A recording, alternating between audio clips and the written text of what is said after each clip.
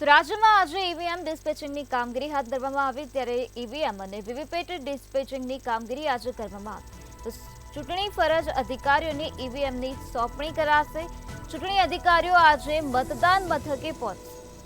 તો રાજ્યમાં આજે ઈવીએમ ડિસ્પેચિંગની કામગીરી, ચૂંટણી ફરજ અધિકારીઓને ઈવીએમની સોંપણી કરવામાં આવશે. ચૂંટણી અધિકારીઓ આજે મતદાન મથક પહોંચશે. તો ઈવીએમ અને વીવીપેટ ડિસ્પેચિંગ કરાશે.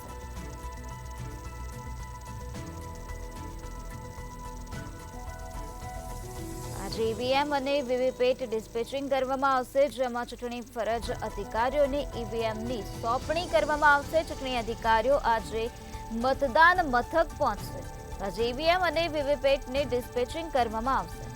આવતીકાલે લોકસભા ચૂંટણી યોજાવાની છે. ત્રીજા તબક્કાની ચૂંટણી આવતીકાલે યોજાવાની છે, ત્યારે ગુજરાતમાં 25 બેઠકો પર મતદાન થવાનું છે. ત્યારે રાજ્યમાં આજે ઈવીએમ ડિસ્પેચિંગની કામગીરી હાથ ધરવામાં આવી, જેમાં ઈવીએમ અને વીવીપેટ ડિસ્પેચિંગ કરવામાં આવશે.